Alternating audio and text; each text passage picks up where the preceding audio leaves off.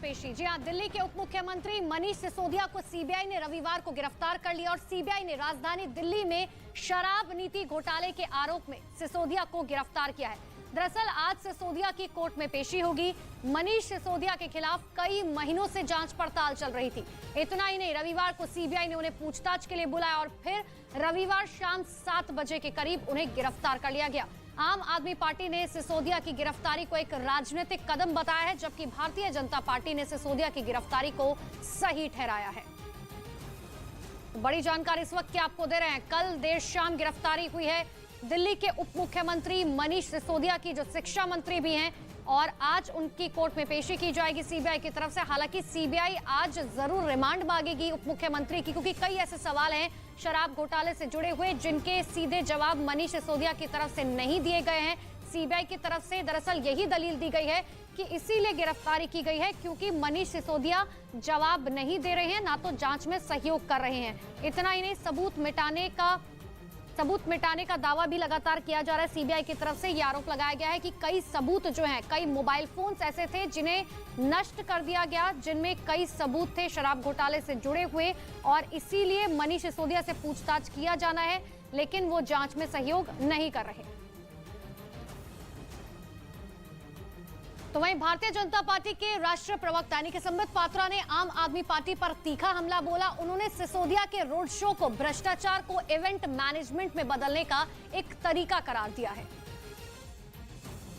स्वाभाविक है, जो जांच एजेंसियां हैं वो जांच एजेंसी इमोशन पे काम नहीं करती। जांच एजेंसी टेक्निकलिटी पे काम करती है। अगर 45 मोबाइल फोन डिस्ट्रॉय किए जाए, अगर सबूत मिटाने की कोशिश मोबाइल फोन के माध्यम से किया जाए, तो ये सारी चीजें सीबीआई और हमारी जो एजेंसीज हैं वो जानती है। वो पॉलिटिकल बॉडीज नहीं है, वो टेक्निकलिटी के आधार पर आगे बढ़ती है। तो स्वाभाविक है कि जिस प्रकार से आबकारी नीति में, शराब नीति में, एक्साइज पॉलिसी में आप इन प्रश्नों का उत्तर नहीं दे पाते हैं, तो आपसे पूछताछ होगी। ने सवाल पूछा था कि ब्लैक लिस्टेड कंपनीज जो थी, कानून के मुताबिक ब्लैक लिस्टेड कंपनीज को मनीष सिसोदिया जी और आम आदमी पार्टी की सरकार उन्हें ठेका नहीं दे सकते थे, मगर क्या कारण था कि मनीष सिसोदिया जी ने बतौर शराब मंत्री दिल्ली को शराब में डुबोने के लिए आपने ब्लैक लिस्टेड कंपनीज को भी ठेका दिया। क्या कारण था कि कानून में एक प्रावधान है कि मैन्युफैक्चरर्स जो हैं उन्हें रिटेल के काम में नहीं लाया जा सकता। इस पूरी एक्साइज पॉलिसी में कानून को दरकिनार करते हुए आपने मैन्युफैक्चरर्स को रिटेल में डाला। इसका आपने किसी प्रकार से कोई एक्सप्लेनेशन नहीं दिया। क्या कारण था? हमने पूछा कि 144 करोड़ रुपया आपने अपने इन मित्रों का, जो शराब के ठेकेदार थे, लाइसेंस फी आपने माफ किया। इसका कोई उत्तर नहीं है। रेटोरिकल उत्तर है कि बीजेपी हमें छोड़ना नहीं चाहती है, हम तो आगे बढ़ रहे हैं, मगर टेक्निकल उत्तर नहीं है। तो वहीं इस पूरे मामले पर अरविंद केजरीवाल ने सिसोदिया को बेकसूर बताया है और उनकी गिरफ्तारी को गंदी राजनीति करार दिया। मनीष जी एक ईमानदार, देशभक्त और साहसी व्यक्ति हैं जो 24 घंटे देश की सेवा में लगे रहते हैं। पूरा देश देख रहा है कि किस तरह से उन्होंने गरीबों के बच्चों को अच्छा भविष्य देने के लिए उन्हें अच्छी शिक्षा देना शुरू किया था। पिछले 75 साल में शायद ये पहला शख्स है जिसने हर गरीब के घर में एक उम्मीद जताई थी। रिक्शे वाला, मजदूर, किसान, गरीब आदमी, कि उसका बच्चा भी बड़ा होकर उसको अच्छा भविष्य मिल सकता है। सरकारी स्कूलों का कायाकल्प किया था। एक शरीफ आदमी है मनीष, उनको आज इन्होंने गिरफ्तार कर लिया। तो सीबीआई ने मनीष सिसोदिया को गिरफ्तार कर लिया है। सिसोदिया पर क्या आरोप लगे हैं, सबसे पहले आपको ये बताते हैं। दरअसल मनीष सिसोदिया पर इस बात का आरोप लगा है कि एक्साइज मंत्री के तौर पर उन्होंने कई बड़े फैसले लिए। इतना ही नहीं, तय प्रावधानों और नीति के खिलाफ जो है वो जाकर फैसले लिए गए। लाइसेंस फीस में खास लोगों को छूट दी गई शराब घोटाले के तहत। इतना ही नहीं, टेंडर के बाद खास लोगों को फायदा भी भेजा गया। सरकारी खजाने को नुकसान पहुंचाया गया। ये दरअसल तमाम आरोप हैं जो मनीष सिसोदिया पर लग रहे हैं।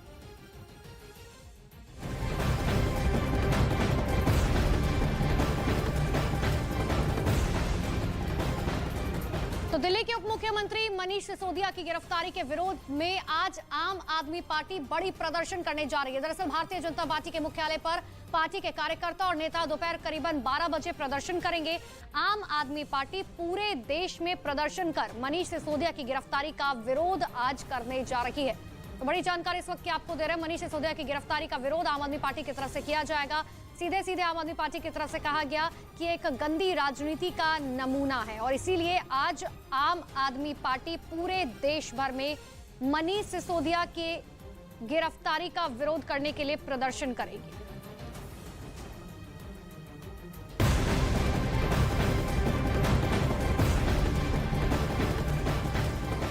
तो एक तरफ जहां बीजेपी मनीष सिसोदिया पर आम आदमी पार्टी पर हमलावर नजर आई, तो वहीं आम आदमी पार्टी सिसोदिया का बचाव करती हुई दिखाई दी। 8 घंटे की पूछताछ के बाद दिल्ली के डिप्टी सीएम मनीष सिसोदिया को, जो शराब घोटाले में आरोपी थे, उनको गिरफ्तार कर लिया गया है। ये मात्र शराब घोटाले में दोषी होने के कारण ही गिरफ्तार नहीं किया गया।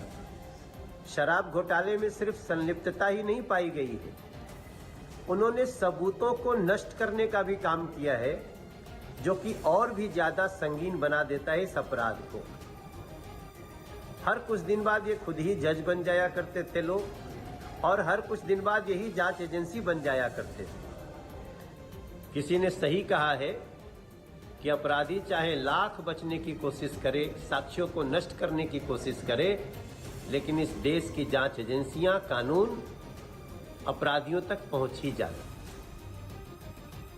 देश के एक क्रांतिकारी शिक्षा मंत्री के तौर पर जाने जाते और आप ही के भाईचारे से एक पत्रकार होते हुए अपना सारा कैरियर छोड़कर आम आदमी पार्टी के फाउंडर मेंबर मनीष सिसोदिया जी को आज इन्होंने एक झूठे केस में गिरफ्तार किया है।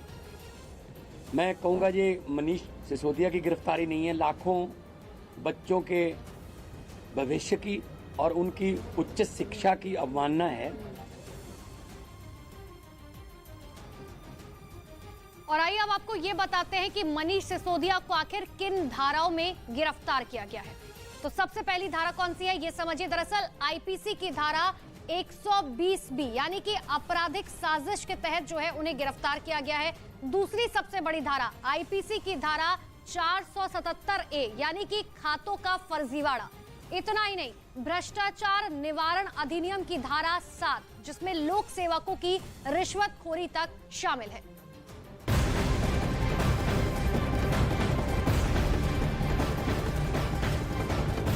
तो इस पूरे मामले पर भारतीय जनता पार्टी ने साफ तौर पर कहा है कि सिसोदिया की गिरफ्तारी से ये तो पता चल गया है कि किस तरह से चुनाव में पैसे का इस्तेमाल किया गया। तो वहीं आम आदमी पार्टी नेता संजय सिंह ने इसे तानाशाही करार दिया।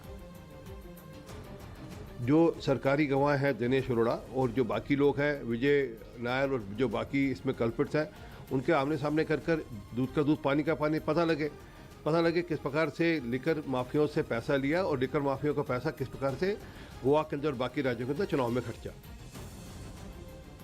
ये एक ऐसे शिक्षा मंत्री पर कार्रवाई है जो दिल्ली के लाखों बच्चों के लिए दिन रात मेहनत करके उनका भविष्य बनाने का काम कर रहा था। और अब आपके लिए ये समझना जरूरी हो जाता है कि आखिर ये शराब नीति केस है क्या जिसको लेकर ये पूरा बवाल मचा हुआ है। तो सबसे पहले इसको समझाने की कोशिश करते। देखिए, 17 नवंबर 2021 को एक नई नीति लागू की गई थी राजधानी दिल्ली में। दरअसल दिल्ली में 849 दुकानें खुलनी थी, सभी दुकानों को प्राइवेट कर दिया गया था। शराब दुकानों की बात कर रहे हैं। सबसे पहले 60% दुकानें सरकारी और 40% प्राइवेट थी, लेकिन लाइसेंस फीस 25 लाख से 5 करोड़ रुपए कर दिया गया। इतना ही नहीं, सरकार की तरफ से यह दावा किया गया कि 8,900 करोड़ राजस्व जो है वो इससे मिलेगा, जबकि दूसरी तरफ ईडी की बात करें तो ईडी ने यह दावा किया कि 2,800 करोड़ का नुकसान हुआ है। इतना ही नहीं, यह भी कहा गया कि बड़े कारोबारियों को फायदा पहुंचाने की वजह से ही ये शराब नीति लागू की जा रही है।